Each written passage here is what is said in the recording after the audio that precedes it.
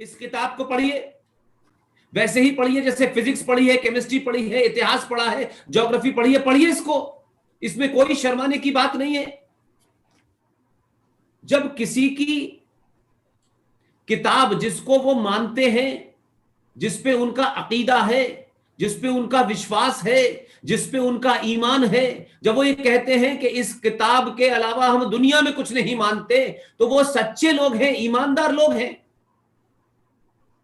हम पाखंडी हैं, झूठे हैं, मक्कार हैं, चापलूस हैं, डरपोक हैं, इसलिए हम चाहते हैं कि इस किताब में जो सच लिखा है उसके बारे में हम तो बोलेंगे नहीं, और अगर ये सच कह रहे हैं तो कहेंगे नहीं नहीं तुमने कुरान नहीं पढ़ा है। हर हिंदू वो कहता है आपने कुरान नहीं पढ़ा है, आप कुरान पढ़िए वो बहुत अच्छा है।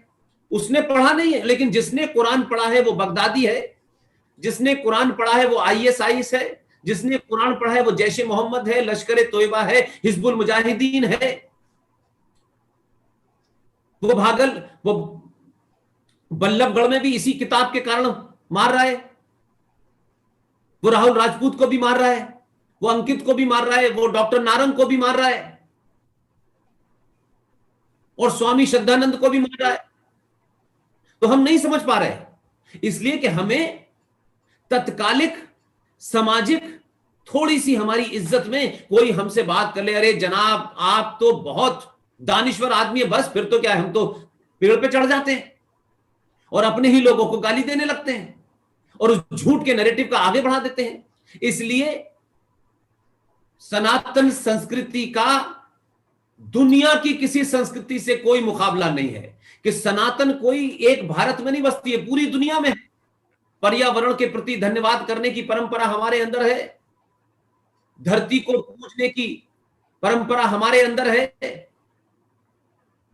हम सूरज को पूजें, हम वायु को। ये इसलिए है कि यही प्रकृति है, और यही प्रकृति अमेरिका हो, लंदन हो, कहीं दुनिया में चले जाएं, इसी प्रकृति से दुनिया चल रही है। हमने नहीं कहा कि जब तक ये पूजा नहीं करेंगे तब तक आप नहीं माने जाएंगे। लिहाजा इसका दूसरा एक और उदाहरण है गंगा जमुना तहजीब। ये कहां पैदा हुई थी, ये कहां से आई थी? तो गंगा जमुना तहजीब नाम की कोई चीज ही नहीं है। ये भारत विभाजन के बाद जो भारत में मुसलमान बचे, क्योंकि 1946 का आपने चुनाव का रिजल्ट नहीं पढ़ा, उस रिजल्ट की आपने एनालिसिस नहीं की। अगर उसकी एनालिसिस आप कर लेते तो आपको पता चलता कि पाकिस्तान बन गया, ये समझ में आता था कि पाकिस्तान मांगा बन गया। वो ईमानदार लोग थे,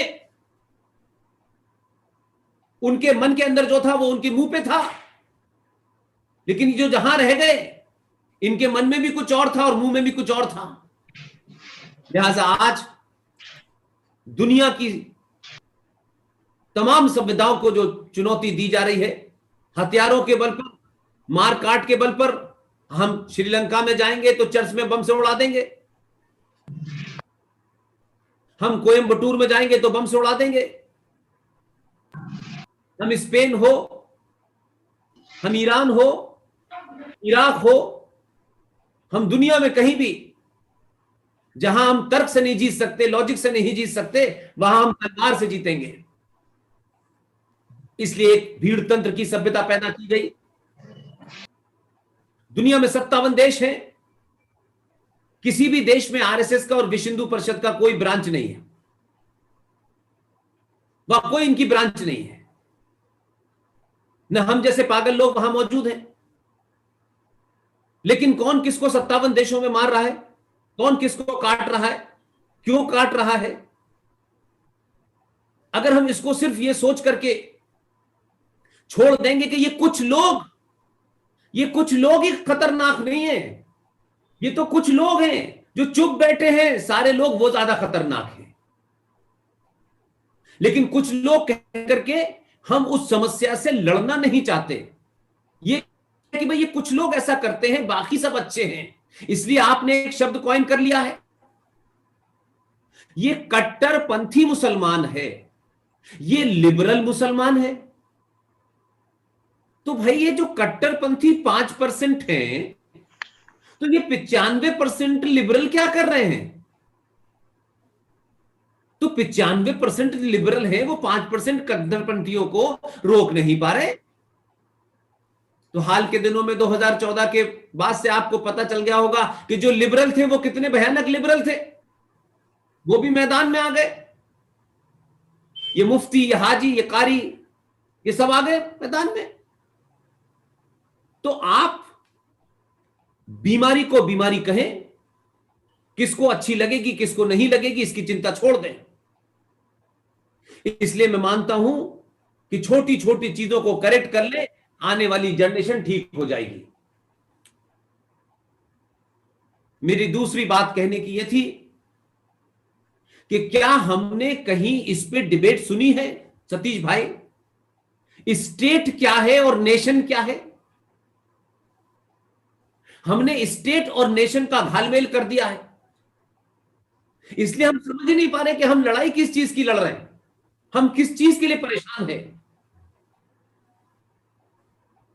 इसलिए हमारा ऐसा लगता है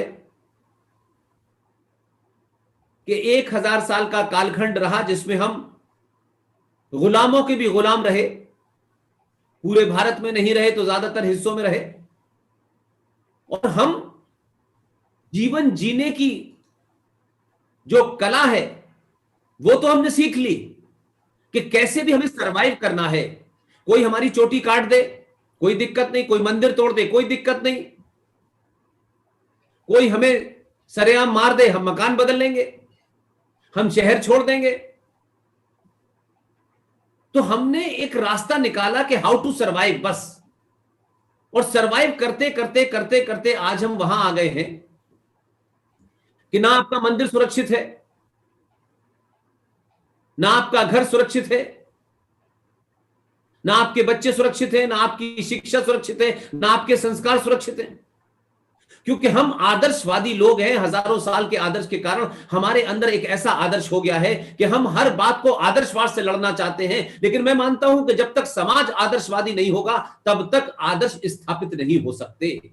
इस देश की सत्ता व्यवस्था आदर्श नहीं है, ये कानून बने हुए हैं, लेकिन ये कानून आपको आपके आदर्शों के हिसाब से नहीं है।